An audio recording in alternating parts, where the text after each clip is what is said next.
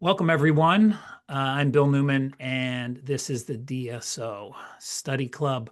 We appreciate you being here. We're going to give everybody a couple of minutes to file in, and you are going to see something that we have never done before in a webinar setting.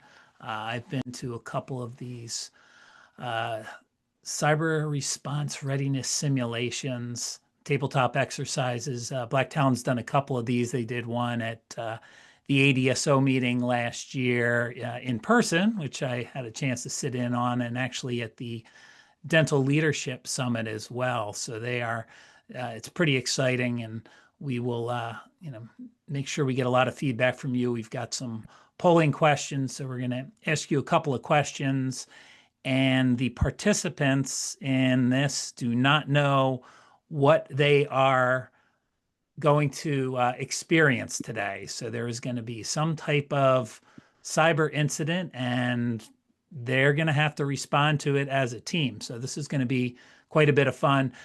There is Q&A area as well as a chat. So if you want to chat or ask any questions, feel free to participate that way. You can agree with what they say or disagree, and it'd be great to get your feedback. But feel free to contribute as much as you'd like.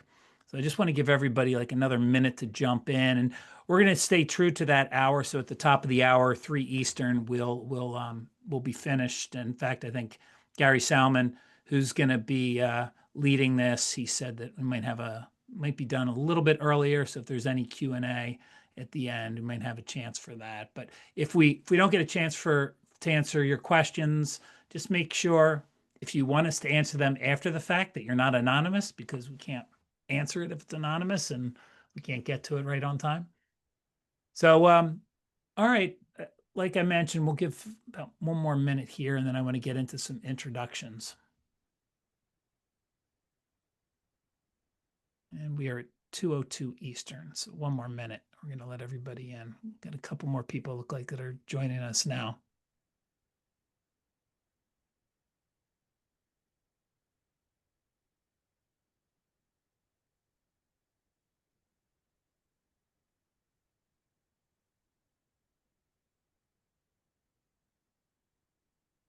All right. I think that's good. Okay. And again, like I mentioned, this is this is called Securing Your DSO's Future Through Crisis Preparedness. And this is going to be a tabletop exercise. And if you didn't hear what I said about the first minute in, I've been to a couple of these, and probably one of the most fun experiences and a little nerve-wracking that I've had at these events at ADSO last year and a Dental Leadership Summit, where we actually go through a simulation like this, and everybody's on the hot seat except me, because I'm just going to sit back and actually moderate. So this is going to be a lot of fun. What I'm going to do is I just want to really introduce everybody, give you a chance to give everybody your backgrounds, the organization you're with, and then your role at the company, because you're actually going to play that role, whether it's the chief executive officer, CIO, CTO, HR.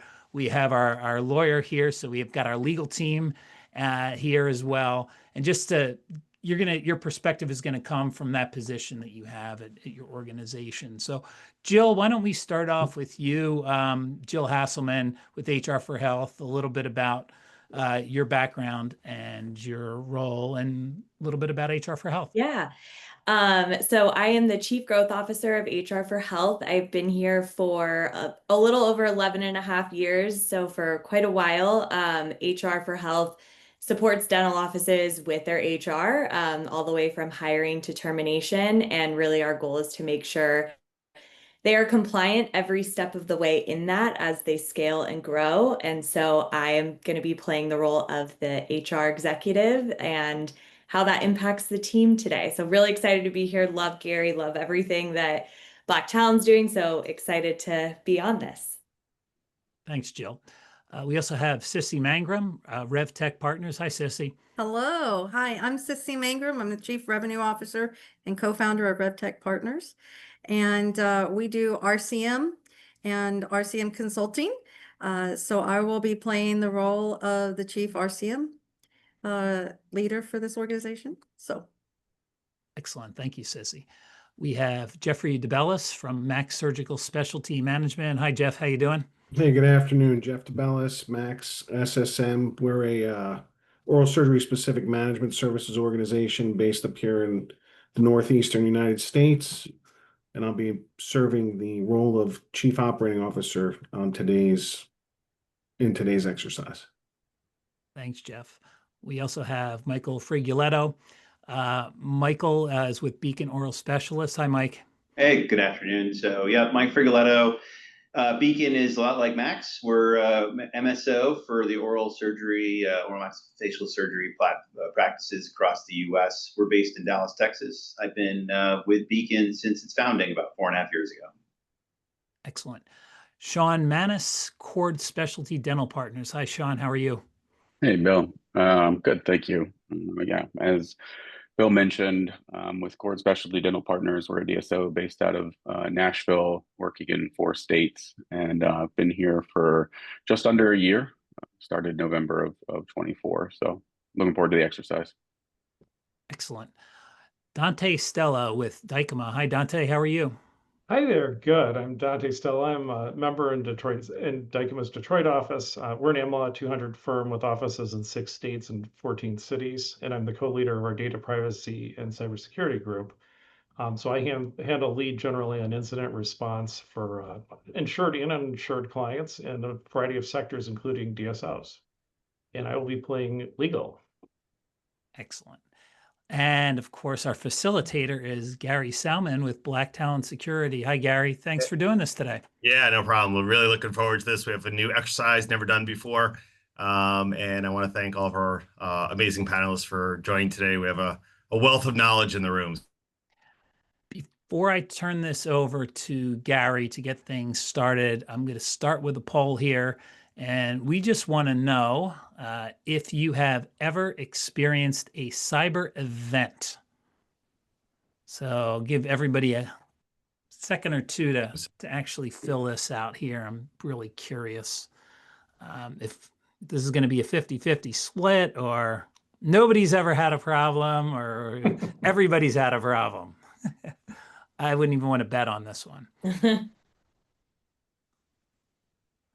All right, I'm gonna give it like all right, this looks pretty good here. So I'll end the poll. Oh, we got one more that came in. All right, okay. I'm not gonna give it away. Okay, can everybody see the results there? Yep. So it was almost 50-50. So it was a little bit more. So looks like we had one more vote. So yeah, yes, more than not. I think as time goes on, I think we'll probably see the more than not continue to increase. But it's not uncommon, that's for sure. All right, thanks everybody for participating. We've got a couple more that'll be coming up throughout the presentation. Let me stop sharing that, and I'm going to turn the reins over to Gary Salman.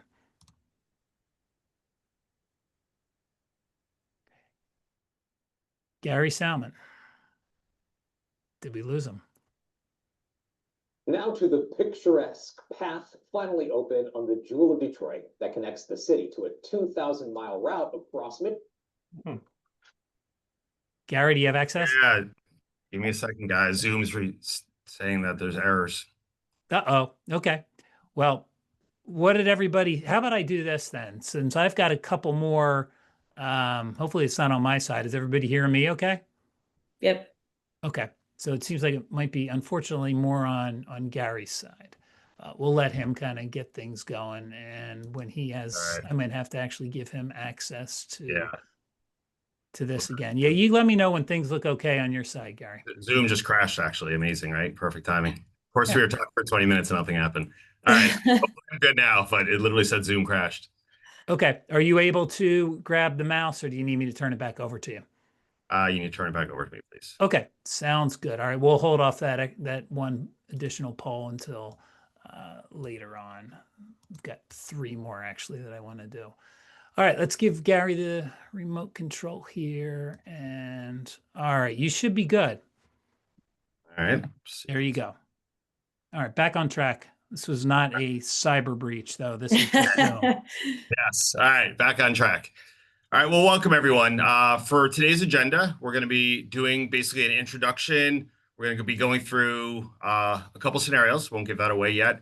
And then at the very end, we're going to do an after action review. So we'll kind of look through the pros and cons, what worked, what didn't work well for this group. So let's talk about the various roles. Exercise facilitator. Black Talon will provide instructions, tell the story, introduce questions, and help guide the discussions and answer any questions you may have. So that's for my participants. I am obviously your storyteller. Participants, this is important. Your role is to immerse yourself in the story and respond as if the scenario were actually happening. Feel free to use any resources that are available to you. I understand that you're coming from lots of different organizations, so that may not be applicable right now. But if you happen to know your business continuity plans, policies and procedures, things like that, feel free to draw from them. A lot of you have experiences in this as well from your various roles, so feel free to draw from that as well. So today's goals. We want to be able to assess your capabilities to respond to and recover from an incident in accordance with established plans. Practice working together during an emergency and improve the coordination between and among the various teams. And assess the decision-making process as it deals with the activation of the business continuity plan and cyber incident response plan and the execution by our relevant emergency action teams. All right, so we're going to kind of work through this on the fly. So if you do have any plans you want to draw from, like I mentioned before, feel free to. If not, it'll be okay. So in terms of ground rules, we have a few. So everyone has to understand this is a training and a learning exercise. I tell this to everyone that we do this with. It's not a task. We're not judging or have any type of hidden agendas or trick questions here. Try to be in the mindset that this scenario is real. I will tell you that the scenario that I'm presenting actually happened. The timeline in the story is structured as realistically as possible, so please pay close attention to the day and time. Panelists, I really recommend if you want to jot some notes down and kind of be a digital detective, that would be super helpful. Some of this timing information may be very relevant. During the exercise, you should answer in your assigned response role, following the procedures and protocols you've learned. What I would suggest is if you're in charge of HR and you think this is definitely an HR type question, take the lead. Obviously, if anyone else has any input, ideas, suggestions, please feel free to add your input as well. The scenarios that we'll be discussing today have several scenario injects that provide information as the situation develops and conditions change. So you'll see those in a few minutes. Assumptions. Participants are aware of their internal response plans and procedures and can accurately represent them here. Once again, everyone may have some different ones, but in the end, it'll all work out. We're kind of evaluating the team systemically, not individually. And decisions made during the exercise are not necessarily precedent setting, right? So we have a lot of executives on this team. So things you say on this call, I'm not saying are going to change the way you do things at your organizations. The participants do not know other participants' policies and procedures, right? So that's the slight challenge we have with bringing all these different individuals together, but it'll be fine. And this scenario is, as I alluded to, plausible, in fact, is 100% real. So there are some artificialities that we have to deal with. Obviously, because of the amount of time we have, we're taking a very long real world time and we're compressing it to about 50 to 55 minutes. So, there's a narrow scope, it's an artificial timeline. There are going to be a lot of unknowns. So if you have questions, feel free to ask them. If I feel that it's relevant or it doesn't give away the scenario, I can address those for you. But most of the time, you're going to be working as a team. Incomplete processes for decision making, obviously because of the time and you not knowing everyone and everyone else's policies and procedures, we may not have all that information. And then what third parties do, right? These could be imaging vendors, EHR, EMR vendors, IT companies, right? They're not really represented here in a lot of detail. So, we're just going to kind of have to guess or, use a judgment in terms of what they would say. Preventive tools and technologies are not all accommodated for. So we can't say, well, in my organization, this tool would have done this, right? We're going to keep it more generalized. So times and dates are important. I'm going to say that again. Watch for red herrings and misdirections, right? These are real world scenarios that often pop up when these events are actually occurring at organizations like yours. And I do recommend, and I'll say it the third time, take good notes. All right, so can I jump in here and get a poll question and then we'll get going? Sure. Yeah, go for it. Delay it even longer for us to know this. Bill's good at that. All right, so let's just do this real quick here. How recently have you reviewed and updated your incident response plan? And if you don't have one, there's a place for that too. So is it within 3 months, 6 months, 6 to 12? Don't have one. See you don't have one right here. Or more than 12 months. So again, how recently have you reviewed and updated your incident response plan? And then I won't ask any poll questions until the end. So I'm not going to break the train of That's what thought. it says. Usually I love poll questions. I'm just on the edge of my seat to know what our scenario is. Yeah. You might have seen like a second of it there, right? Or maybe, no, it was just the group size, I think. All right. Give you 1 or 2 more responses. You guys are wearing a heart rate monitor. You should look at your heart rate. I know. Okay. I am going to end the poll here, and then let's take a look at the results. So 50% on the webinar do not have an incident response plan. And then we've got, looks like the people that Gary Salman would probably agree with have reviewed it within 3 months. And then some others that 6 to 12 and then more than 12. So, but half the audience does not have an incident response plan. All right, awesome. All right, and I am not going to delay this any further. So go ahead, Gary. All right, well, thanks a lot. All right, so scenario 1. Bill, do you have to give me control back? Oh, Yeah, you need me to bring this back over. It just popped up. Yep, thanks. Okay. All right, you guys ready to do this? Ready. All right, it'll be fun. Let's go. All right. So round 1, September 16th, 2 p.m. Tuesday. At 2 p.m., Dr. Mary Stein, who works at the Boca Raton OMS location, walks into her personal office to look at a CT scan for an implant case she's working up. As she approaches her desk, she notices that the LED light on her webcam is illuminated, and it appears the mouse is moving on her screen. As she sits down at the computer, the LED light goes off, and the mouse stops moving. Assuming everything is now okay, she reviews the CT scan and returns to consult room 3. What do you guys think? Well, first instinct is that seems like there's someone with control in her system, whether that's an authorized person in that technical environment or an unauthorized person is obviously unknown in that instant. Okay.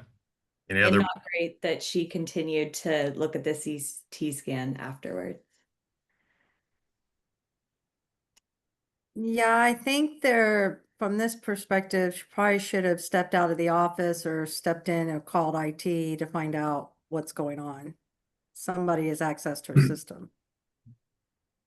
Yeah, so I actually have a next step. How did we learn that this happened? Did we learn it from her? Did she report it to somebody? So I would ultimately want to know the mechanism by which we found this out. Like, did you tell us after the fact, or was it reported to our partners in IT, or did we just learn about it after the fact? So no one really knows about this as of yet. I'll leave it at that, Jeff. So it's happened and we don't know yet. That is correct. Okay. Yep. So it intimates exactly what everyone's asking, that someone has access to a computer and we're not sure whether it's authorized or not. Because there's likely an instance where access might be authorized. Okay, very good point. And what else is on her computer? I mean, she's an OMS, so she has her practice management system, her imaging system, internet, email. Does the organization have an RMM solution in place? They do from the MSP.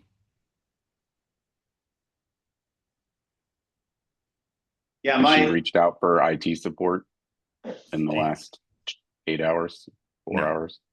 Okay. No. She literally just got up from her computer and went back to work. Yeah, instinctively, that surgeon probably wouldn't, because it's such an unusual pattern, probably just made a base assumption that nothing abnormal. If it's a controlled environment, in theory, where you have an MSP and it's a authorized computer provided by her management company, I doubt she thought of anything suspicious just based on the read of the scenario. Okay. Was she working prior to getting up? Did she go to any unsavory websites? Unknown. Was there a patient in the room while she was doing this?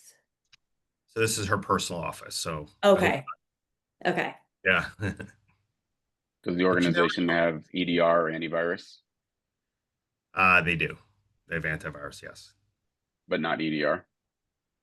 Sure, they can have EDR. That's fine. It's not going to change the outcome, but yes, they do have Okay. they have endpoint detection and response, so it's a little more advanced than antivirus.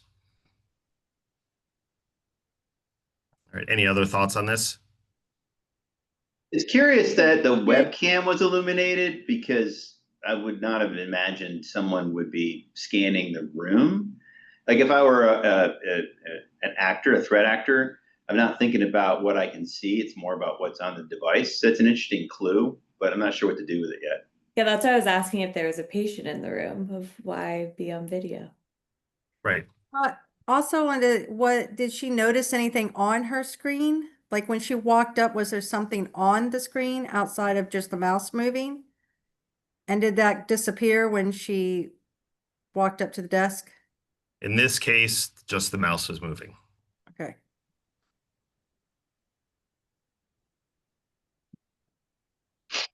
All right. So still on September 16th, 3:30 p.m. The treatment coordinator, Stacy, has just completed an hour-long training session and returns to her desk. As she sits down, she notices her email is open and thinks to herself, "That's strange. I don't remember opening my email before I left." So this is now a different workstation. Totally different person. Yeah, this is Stacy, not the doctor. Safe to assume they haven't spoken to each other? Correct.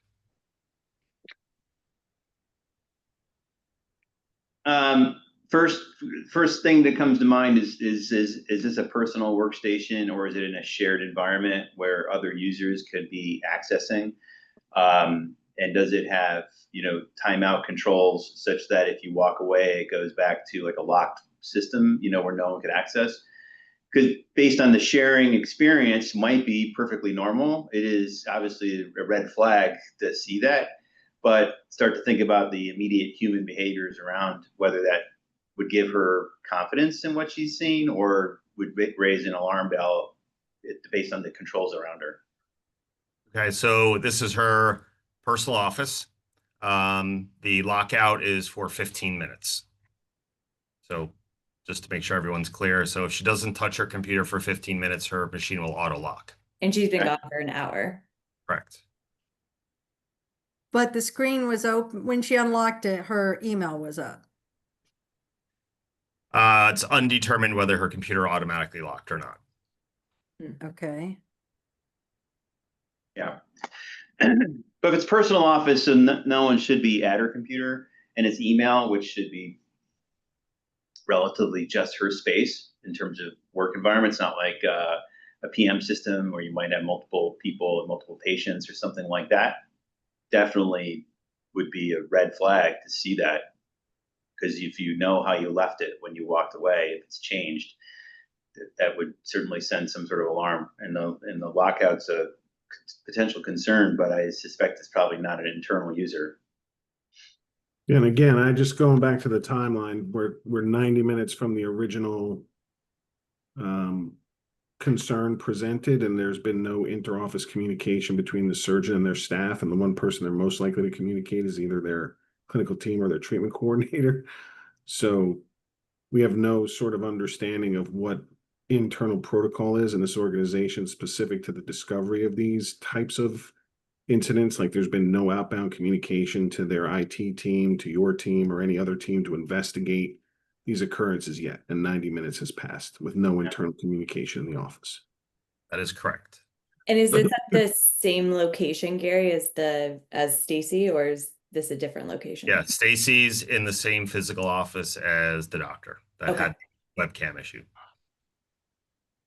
So we know that Stacy said that's strange that she doesn't have it open, but did she reach out to IT? She has not yet. Are there any outbound emails that have been sent? Unknown. Okay. Great question, though.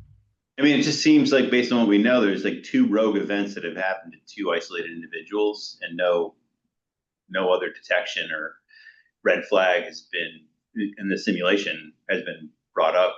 So it's like 2 individuals with 2 separate things occurring and not necessarily understanding what they should do next.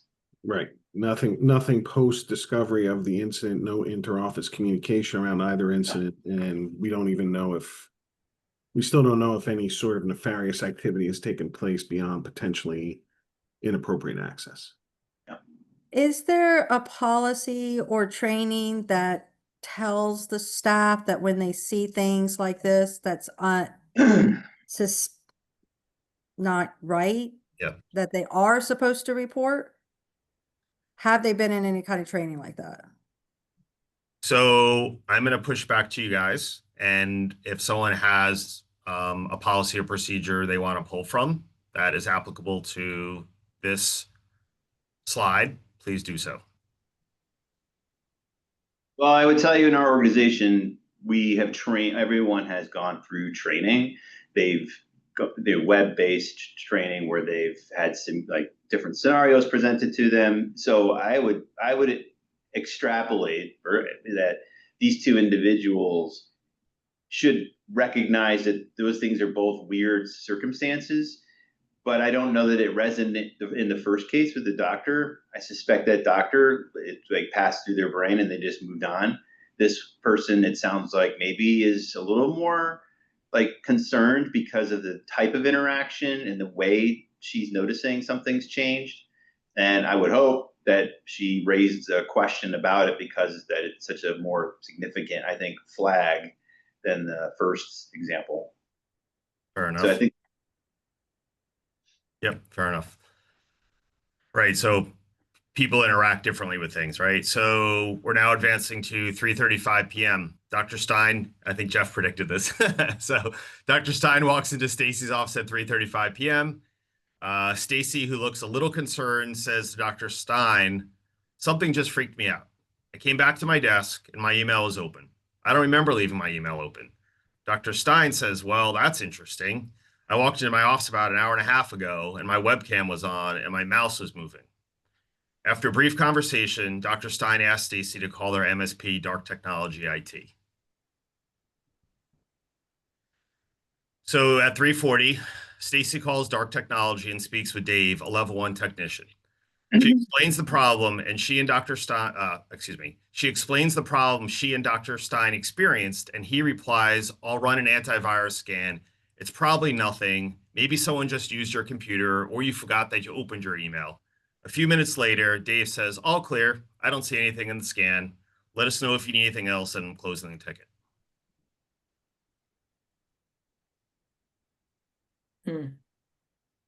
So my first thing is that protocol by the technology company isn't right, because the virus wouldn't be causing, if the 2 collaborated at all, what they both experienced, even as they reported it to an IT staffer, should be that someone was in their environment.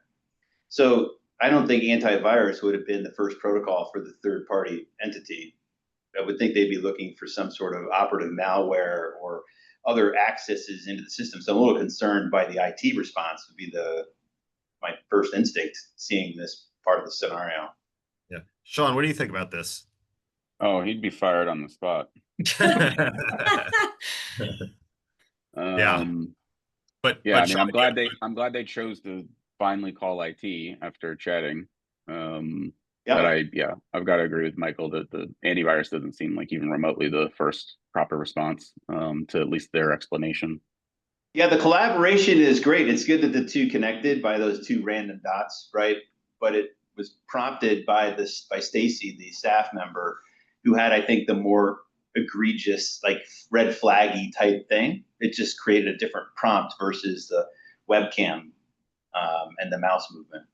Yeah, and the one thing I would add, and I'm sure Michael will agree being from similar sort of organizations, we have a regional operating sort of chain of communication where this ultimately, upon being escalated, would have copied in a whole bunch of people all the way up to myself and potentially our third-party partners like Black Talon and our MSP provider. I have some concerns that this was just managed at the site level and didn't immediately sort of engage a larger catch basin of people that might have some expertise or knowledge of policy and procedure. It's great that they collaborated, but sort of in our world, I think we would expect other people to have been informed of this and understand the level of risk that we're actually dealing with to provide clarifying expectations of go forward action. I don't know if that resonates with everyone else, but. Well, and it seems like there's a miss in terms of, I don't know if it's the IT company or the information that was relayed, but if there's an auto lock on the computer after 15 minutes and the computer's unlocked when she gets to it, like that's a big red flag that Correct. indicates there's something else going on, needing much more than an antivirus scan. So I don't know if that was, again, miscommunication between the team member and the IT team, or if that was just missed when they said that. Or maybe just a lack of clarity on incident protocol. Like, yeah, no matter how small the incident, who is actually supposed to be brought to the table when something nefarious happens or is presumed to have happened. Shawn, you work in your career and now you work with quite a few different MSPs. You know, I know you made a joke about that person being fired on the spot, but in your experience, have you seen level 1 technicians be kind of dismissive with things like this? Yeah, I mean, calling it out, you know, truthfully, having been in the support world many years ago myself, you know, you tend to see patterns from users where some people think the sky is falling, some people don't notice anything, and then everything in between. So, you know, yeah, just I won't pull back on the joke because it was a great joke, first of all. But second of all, you know, they see 100 tickets a day, and when you know someone says, well, I honestly don't know if I left my email open or not, you know, biases take over. I'd like to think, you know, that I'll speak on behalf of all IT. I'd like to think that as IT, we would do a better job just in the paranoia sense to say, well, whether you're right or wrong on forgetting or, you know, a virus is not the right, let's dig a little deeper would be my hope. If nothing else, have that tech go to his manager and say, I just had, you know, a call come in. End users are stating that, you know, they've got some odd experience coming back to their desk with webcams being on and, you know, PMSs or email being open that they don't remember, you know, what should we do next? And let the manager say, ooh, that's not enough to just do an antivirus. You know, let's dig deeper and look at our EDR, maybe even just start the process for safety reasons of starting to isolate, you know, PCs. Okay.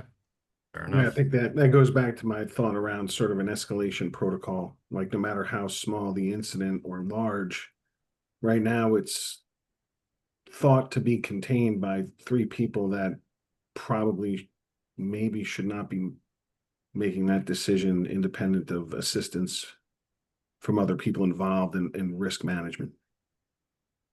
All right. Thank you both. Well said. Right. And I think this leads perfectly is perfectly in line with what everyone is really talking about. Like, what's the actual escalation path, right? Are both employees knowledgeable of the escalation path? And is everyone in the organization aware of the escalation path? Because our experience has shown that often folks aren't. You hope they are, but you know, after the event occurs, you dig into it and you realize, ooh, maybe we didn't do a good job of communicating how we escalate things. So how much time's passed or elapsed at this point? An hour and 40 minutes. An hour and 40. Okay. So now you guys are kind of all privy, right, as executives to what's going on now, right? You were made aware of everything that has happened to this point. So you're aware of the 2 events that have occurred. Does it matter who told us, Gary? Do we find out from internal or external? Internal told you, Dr. Stein made a phone call. Okay. But So what do you think at this point? Is it a little too early, or is it at the right time to bring in, maybe one of you guys have a friend in the FBI or, you know, a local sheriff, or do you not have enough information? I mean, I I don't guess think I'm a we have little bit enough information concerned, for Gary, FBI because yet.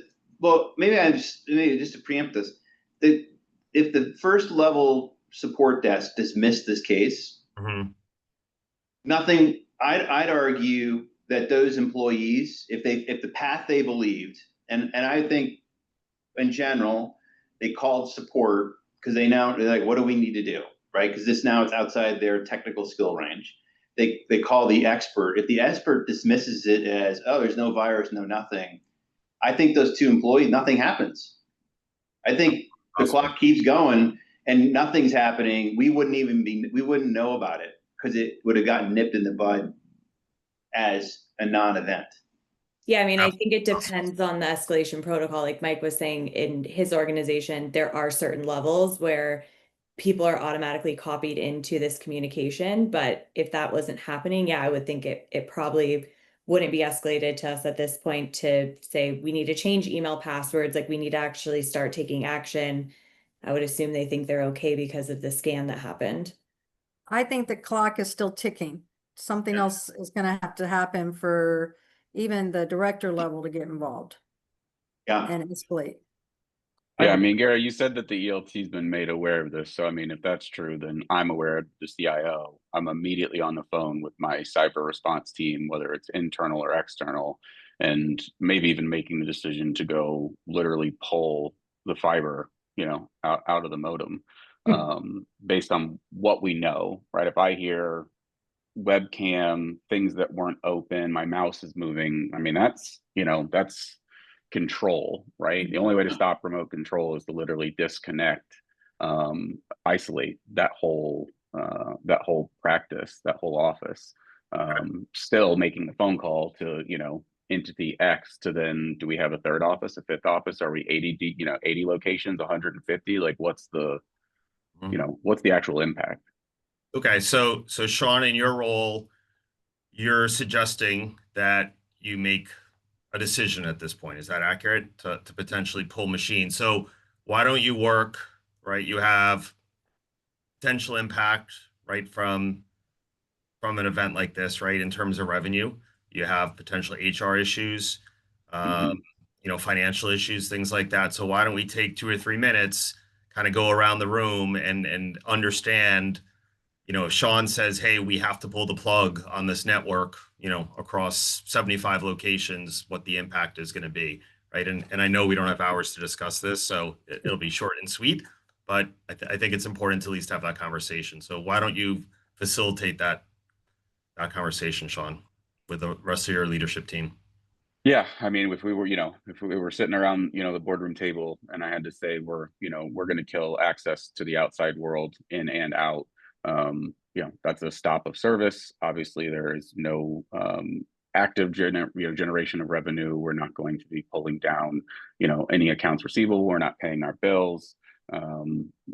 I don't know, you know, how much we're worried about the personnel side of things just yet. I don't blame people for not knowing what they don't know, but certainly want all parties involved to say, you know, this is all hands on deck.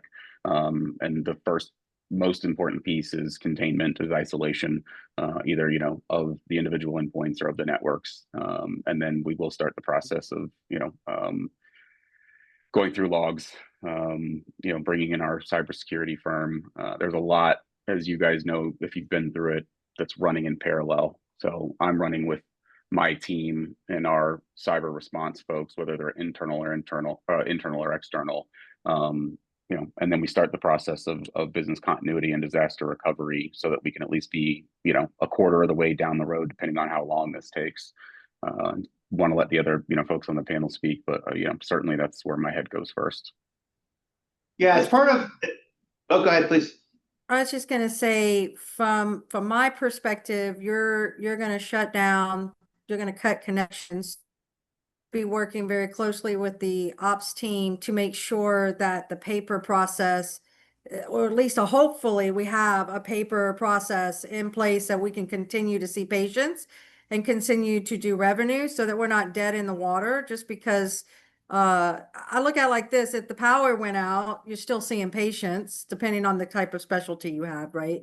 But so that's what I would be doing, is sitting and saying, what do we need to do to make sure that we're still operating in that aspect? When you go to do that, how would that communication then get sent out that, you know, that we got to go in and make sure that everything is running in a proper way? How Yeah. would that work? I actually, I think one of the steps we may have skipped is, and again, I don't want to jump the shark, but I think we would have counsel involved in this discussion, specific to even just the implication that we would see patients without the power on. That in itself could intimate tremendous risk for the practice and the business as a whole. So I think we would have to sort of be very thoughtful about categorically reviewing the risk by department and understanding what is outside of the containment, what is a go forward action, what is a risk is worth taking. I would intimate that for me in a very litigious market that I'm in the Northeast, operating a business without power would fall well outside the bounds of good practice for us. So I think paper process is fair in a place where we have power and we can operate the practice. But if we can't take images, if we can't record things accurately, we have to be thoughtful about sort of knowing the legal ramifications as well. So I don't know if this was when we would inject Dante, but Sure. I personally would expect him to be at the table if we were having this conversation with Shawn about pulling the plug. And getting guidance on where we could potentially operate or where we shouldn't, how we should communicate and what and to whom. Just a thought.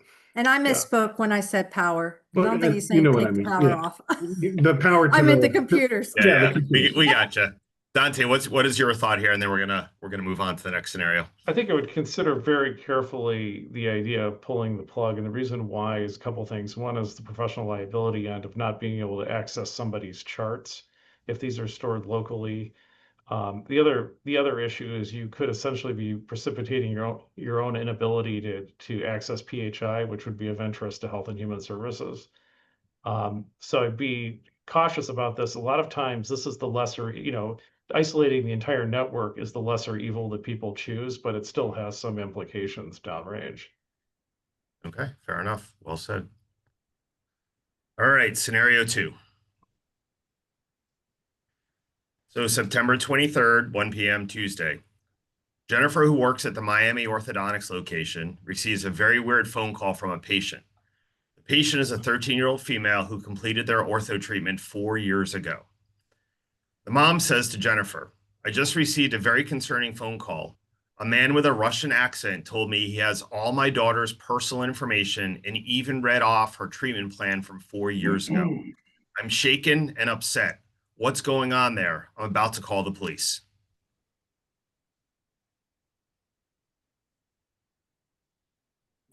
Clearly an exfiltration event. Okay.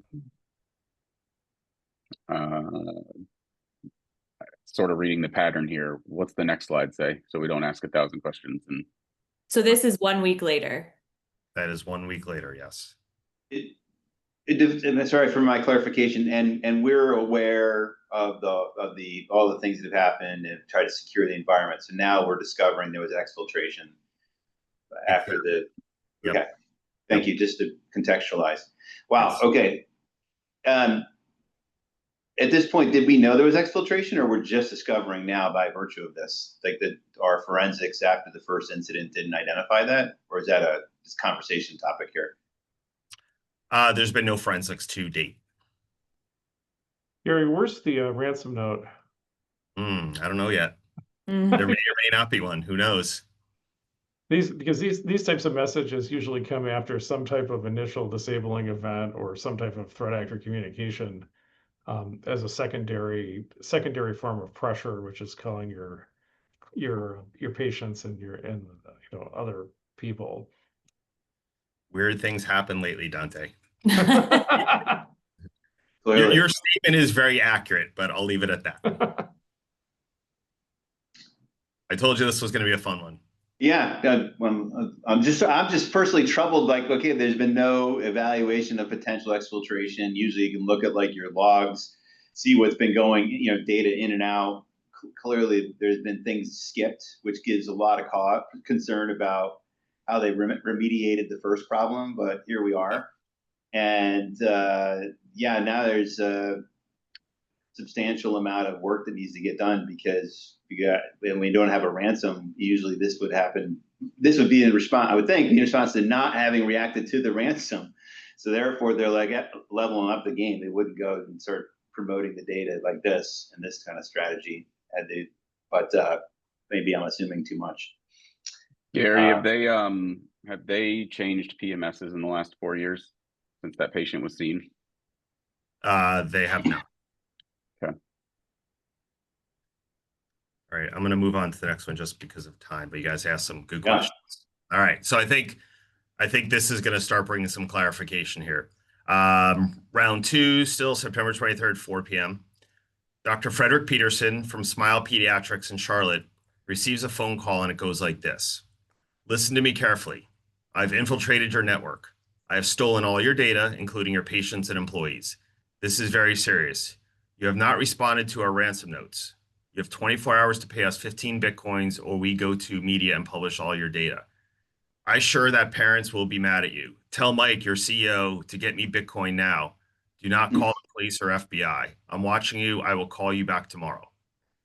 Dr. Peterson calls Mike on his cell and explains what just happened. Poor Mike.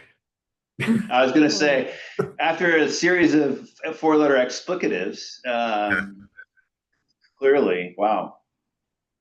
Yeah, I mean, being watched or not, you've got to contact your cyber insurance carrier, external or internal counsel if you have it, but you're contacting the powers that be from a legal and financial implications perspective. They're going to tell you you're putting together a letter for the FBI. So that happens shortly after that conversation. And then, certainly I hope you're on the phone with your MSP now that it's officially official. Okay. Anyone have a different point of view or ideas, suggestions? No, I think that I just would comment that the insurance carriers team, the cyber, would have quite a suite of resources to help in this process. The Russian aspect of it lends itself to FBI notification and and they will have opinions and we need to follow their guidance on this stuff because whether they want or don't want to engage this particular threat actor is a real thing. So we would need to get that guidance. I would definitely be doing all this work under privilege. So we got the insurance and the right legal counsel supporting us in the process. And it sounds like it's obviously happening in real time because we didn't take the proper steps up front so that we find ourselves in a very challenging situation. So rallying the right resources within a very immediate amount of time is first steps. Not responding to the Bitcoin, I think you have to kind of almost can't respond to it because even though the incredible amount of pressure, you have to sort of work your way through the process here, even if we're that far behind. You can't just sort of say, okay, let's get the Bitcoin and pay the ransom. That would be the wrong path. And that's if you have the insurance, which is always a big if in these situations, or if the coverage is, this is what, $1.6 million they're demanding here. I mean, it's quite a bit of money. Yeah. I mean, from the HR side, they of course say they have employee data. So Dante will be working with you on what exactly they have. Is it social security numbers? Is it, how deep does that go? I think another thing when there was exposure to an employee of somebody calling and saying, or a patient calling the employee, so they are at least in the loop. And so there needs to be some communication to the team of what we're looking into and researching and how their information has been impacted.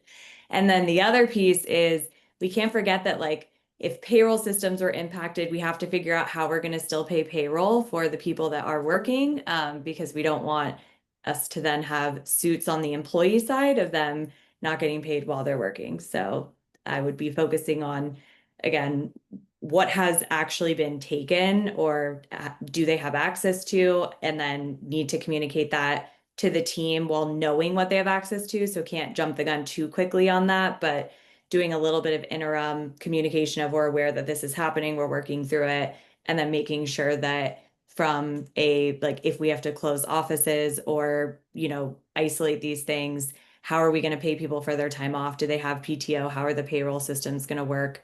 So again, we don't create a whole other issue on that side with the team. Right, fair enough. Well, and you also have the compliance side, the HIPAA, the patient, what data Yep. was exposed. What does that mean? Who do we need to contact? You know, who needs to be reported to? And that time frame that it has to happen in when this goes through. So there's that two sides, the employee and the patient.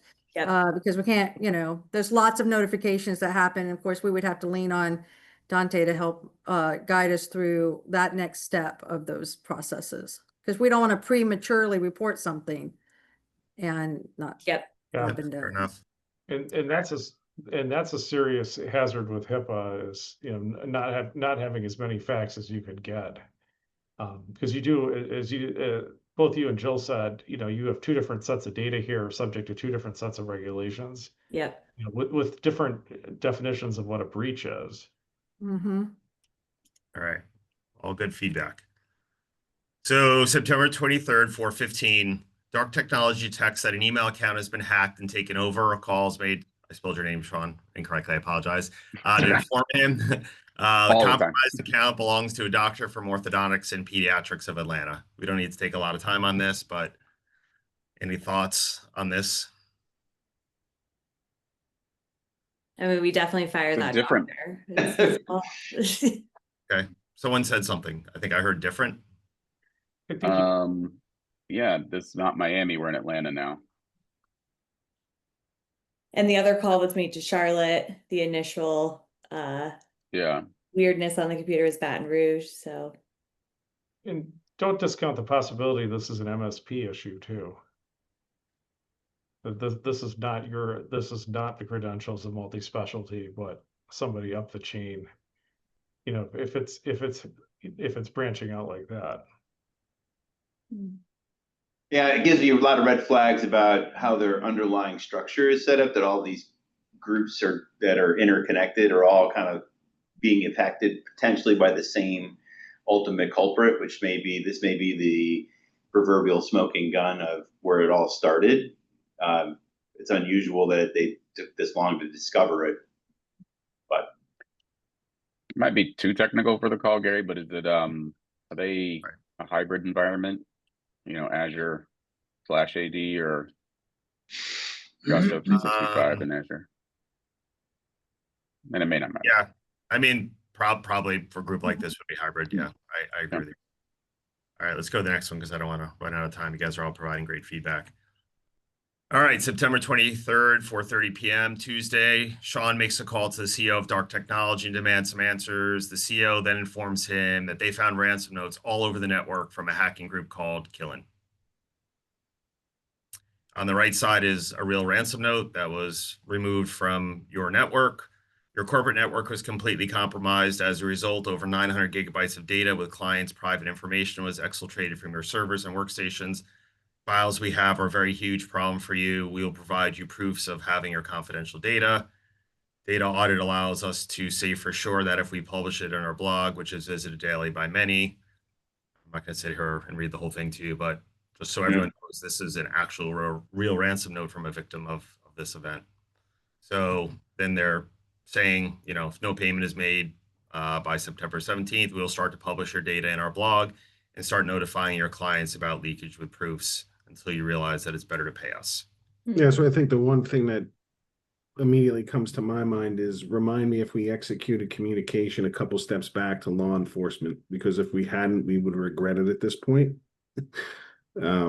Because we would want them involved and ideally, hopefully have figured out the source of where this letter is coming from, right? Because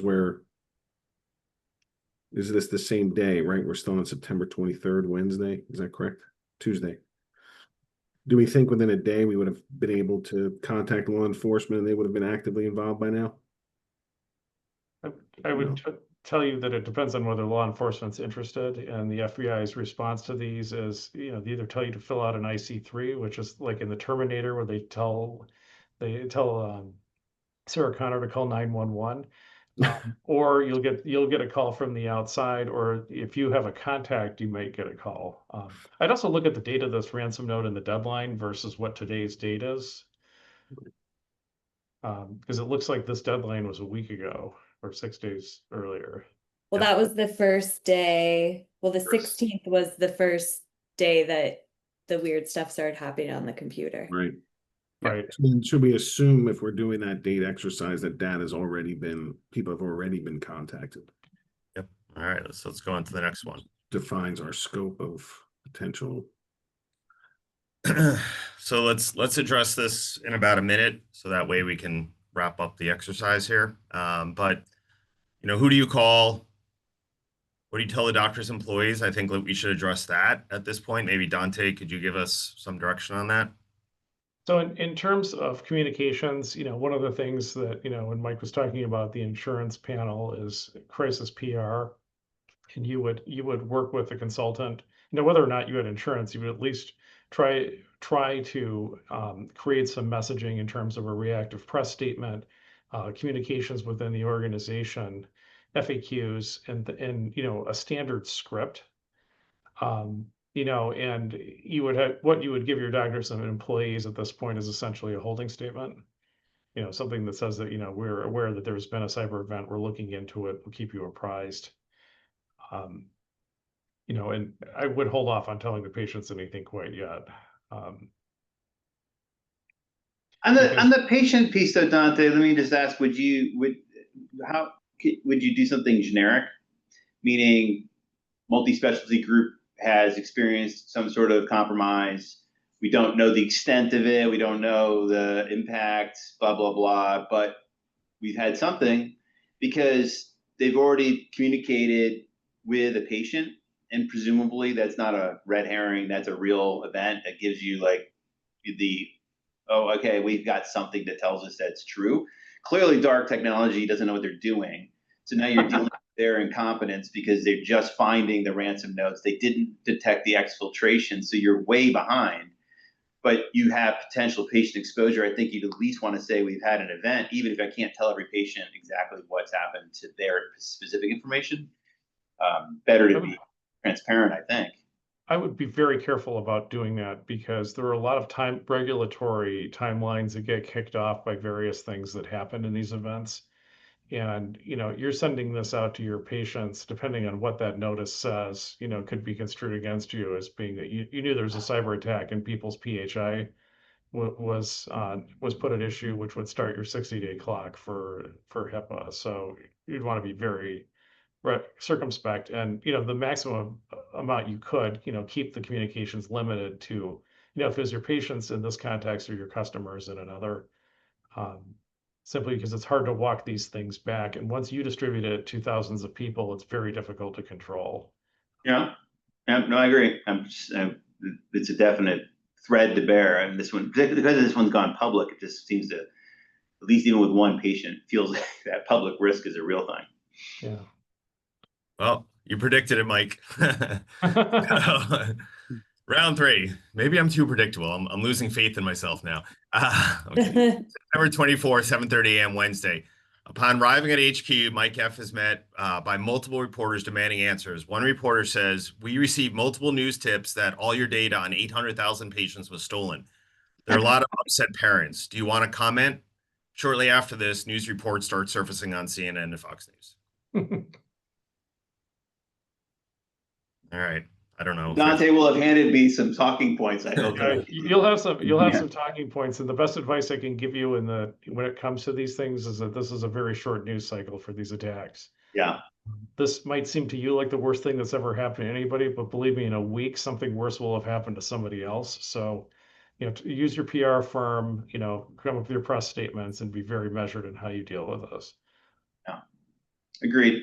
And we have the added complication because you started out as just an OMS or multi-specialty. You have a whole referral network, and there's a lot of partners that need to be communicated with as well. And so fact, they may be more impactful than the patients in terms of your future business.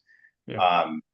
But at this point, obviously, you need to be fairly transparent, particularly with your employees and whatnot, about measures and how we're going to run the practice. And maybe until you have better control over it, I think we might be closing down operations. Admittedly, we can still see patients and treat on paper and do things to kind of keep the clinical side of the operation running in a very low tech way. But, so we had to make some considerations around that, but it's a whole different thought stream, I think, about what you do in this instance beyond the immediate reaction to the news cycle. All right, well said. All right, September 25th, 7:30 a.m. An incident response firm and legal counsel is brought in by your insurance carrier. It's quickly determined that the hackers' threats of having exfiltrated 900 gigabytes of data is true. The hackers have provided proof of data exfiltration to the IR company. Your data has been stolen. What do you do next?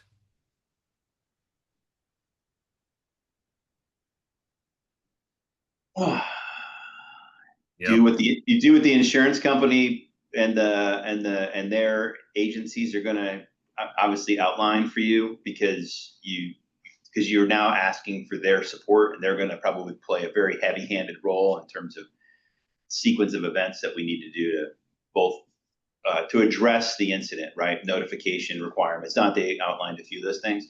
I'd be looking to them for a lot of guidance from here. Yeah. And then in parallel, from my perspective, the team I'd be asking to be like, okay, we got to create, because we don't, given the lack of confidence in dark technology, I mean, you can't fire them immediately, but what you have to sort of think about is whatever they've created, whether they're maintaining, is somewhat completely compromised. And if you can't isolate and resolve that, you almost have to start up a whole new, because you got to somehow get the business back up and running. So you immediately have to start figuring that out in parallel with containing the situation, almost like dual-minded in terms of what you do, and a whole new environment, new databases, because you don't even know where your compromises are, where the end of it is. Shawn, do you have any thoughts from a technical perspective? Yeah, I mean, I think you're at a place where, hopefully, I mean, at this point, you are on the phone with your insurance carrier as of yesterday. So you've already hopefully got segmentation and isolation to prevent any spread, if not having them fully kicked out at this point. Restoring what are hopefully immutable backups means that there's no, time bombs planted in the data that you restore. You may lose, a day, half a day, whatever your time cycle is on your backups. But yeah, I mean, Mike makes a good point. If you don't have trust in, your existing firm, and you're utilizing the insurance carrier's third party who are coming in sort of parachuting to say, we're using a separate tool from the tool that didn't catch this, as a separate team from the team that didn't catch this. Hopefully you're in a place where you're at least functional, but you're in highly reactive mode where almost every event is pulled into a seam and scrutinized in real time for anything that looks anomalous. And there's a lot of variables here, but that's where my brain goes first. Yeah. And I mean, a lot of that, that to protect privilege, a lot of that investigation will go through, a forensic firm that your incident counsel will arrange. They will identify the data that's been affected at least as best as possible. That will go to a vendor where it's then any PII or PHI gets extracted, and then there's a mailing and notification process at the end of that. So for your HIPAA stuff, it might be an accelerated timeline. For your employee related data, it might be a little bit longer. But it's, you either have to reconstruct that data from, what you can tell from forensics, what they touched, what they took, or look at the proof of life, from the dark web and ascertain, what the claim is. I mean, I guess the only good news is they usually show you everything they've taken to make it as big and threatening as possible. Yeah. Yeah, and you're certainly at a place where, I mean, there's kind of, I don't know if there's 3 schools or 4 schools, but there's definitely 2 schools of do you pay or do you not? The honor amongst thieves, if they leak this data, even if you pay, they sort of lose that credibility of we're honoring our statement. If you do pay us, we'll delete it like we said we would. And if you don't pay us, we'll leak it like we said we would. Again, if there's a third or fourth camp, I don't know them personally, thankfully, but you're definitely at a pivot decision point, and someone like Dante and that third party, sometimes a negotiation firm is brought in. That's their specialty, is just to talk these guys out of saying, well, you wanted 1.6. What do you think about 200? When they work their way to some number. And again, where you land is sort of an org/board decision. I mean, certainly they're aware at this point. One thing we also can't forget is the team is typically like the front line with calls that come in, questions that are coming in if this now is out in the world for patients. And so would be working closely with everyone on the team of like, what are we communicating daily to the team of the status of this, so that they know what they're supposed to say, they know what systems they have access to. We are putting them through the necessary trainings. Again, there's multiple tracks of understanding patient implication versus employees, but we don't want to leave the team out there to just field calls and say whatever they might think or know. And so I think like daily kind of stand-ups with them, with the manager, so they know what's going on and what's coming next is really important here, so that it's as least chaotic externally as possible. All good Good call, points. Joe. Yeah, for sure. Any other thoughts before we wrap up here? All right. So we'll end the exercise here.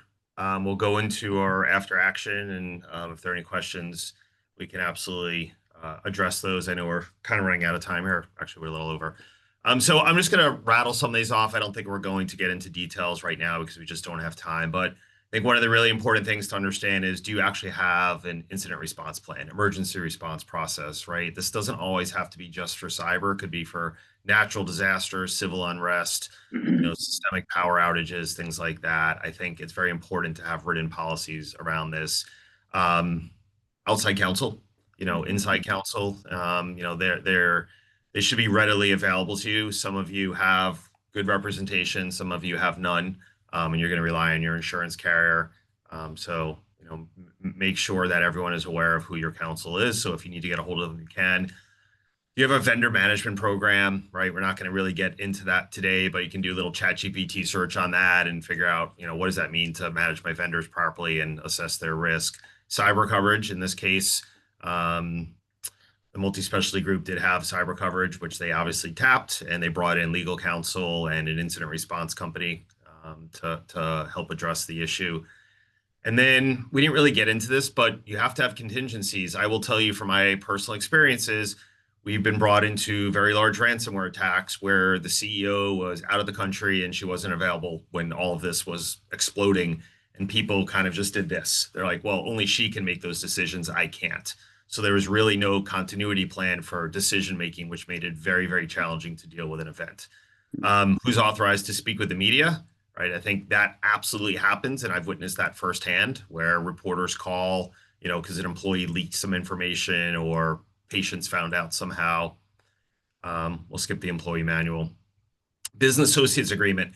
Dante, I'm sure you will back me up on this, but unfortunately, we've seen quite a few ransomware events in healthcare where there's no BAAs in place with folks like IT companies, imaging companies, anyone that has access or stores EPHI, and that becomes a challenge for legal counsel in many ways that they're going to have to deal with and kind of unravel or ravel, depending on how you look at it. So there's that.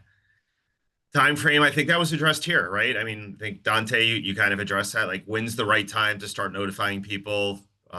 When is the incorrect time? That is something that comes up in almost every IR case, and legal counsel is definitely very conscientious of.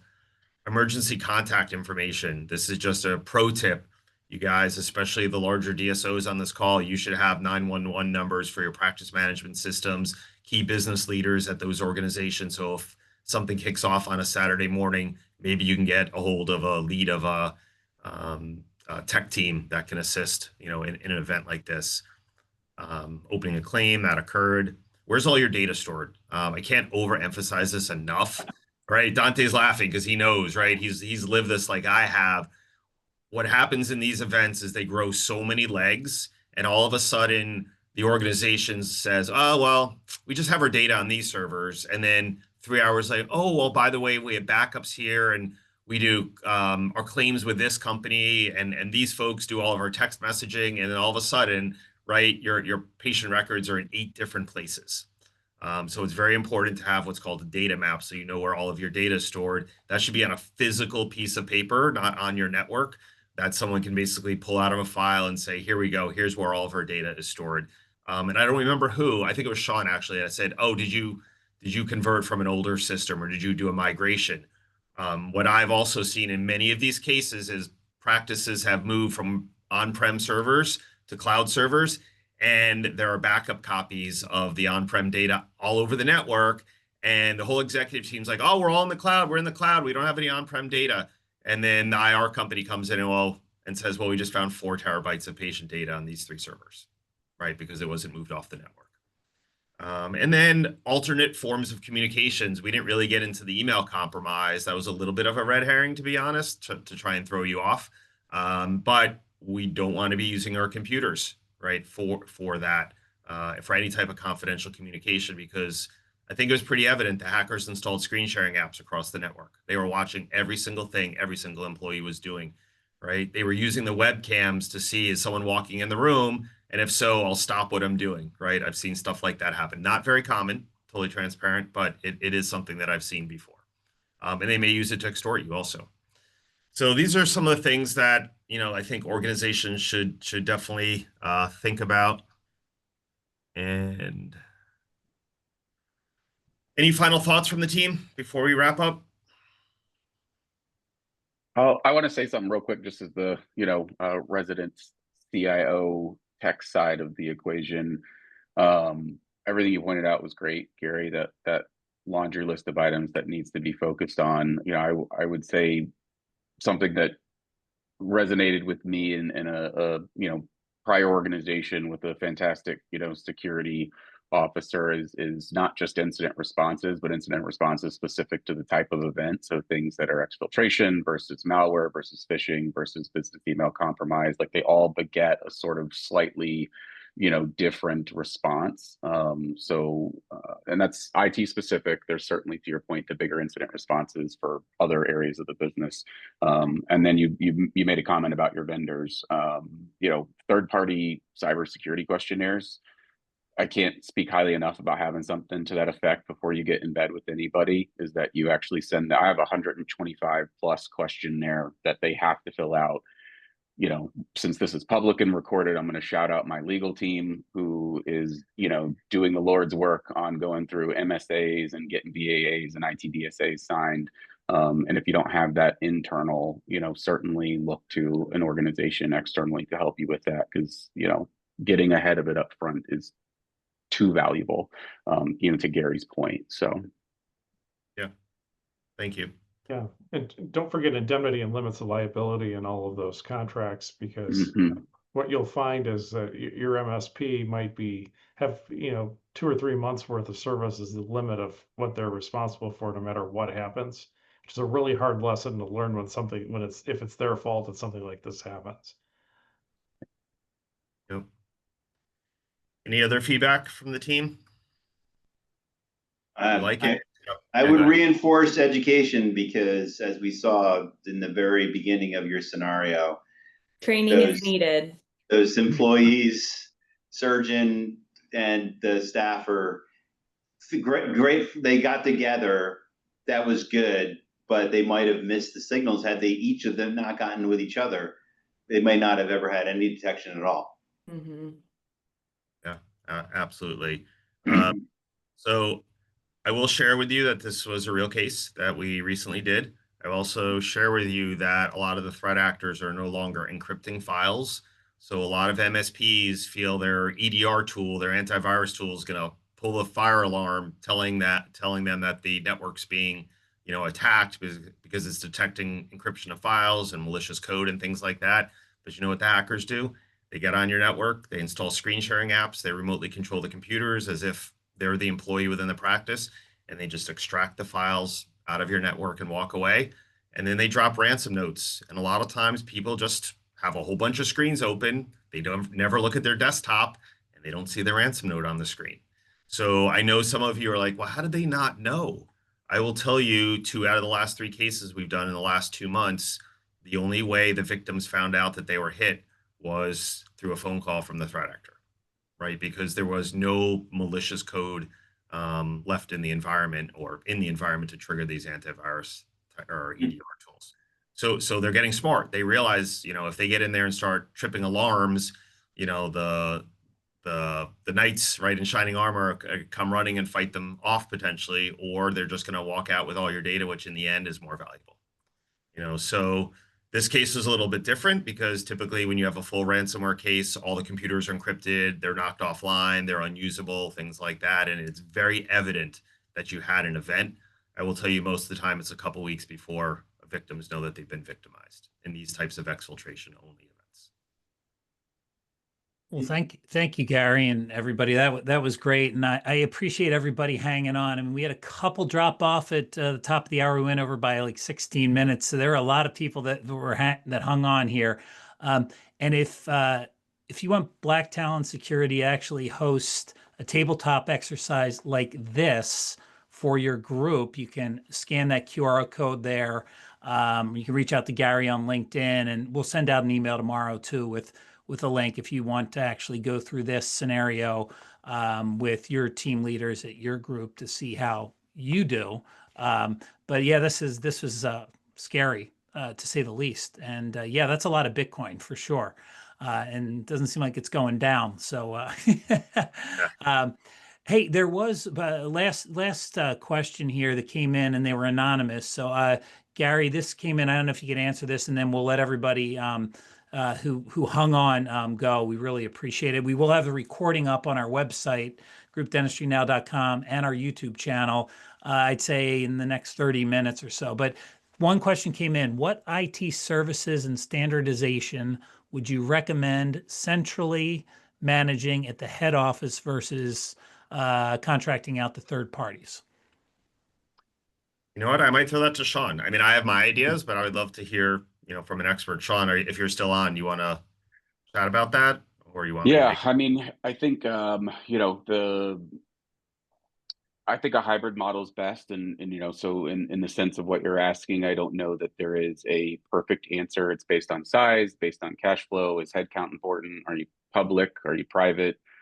Are you built to sell or built to last? There's a few variables there, but I would 100% recommend internal and external cybersecurity. I don't think there's any place in today's world for you to just rely on, one or the other. I think you need that internal expertise of the organization and then the external expertise of the larger, world around us that's constantly changing from a cybersecurity perspective. The other areas of IT, since this is focused on cybersecurity, today's exercise, I won't delve in too far, but I personally like to have, a strong support management squad and outsource, the low-hanging fruit of day-to-day support, create a lot of automation, and then your infrastructure and your DevOps, depending again on what kind of an organization you are. I like to have those leaders in-house. And then, you can use your MSPs or, local contractors to round out what you need, since so much has become a commodity in the app dev world.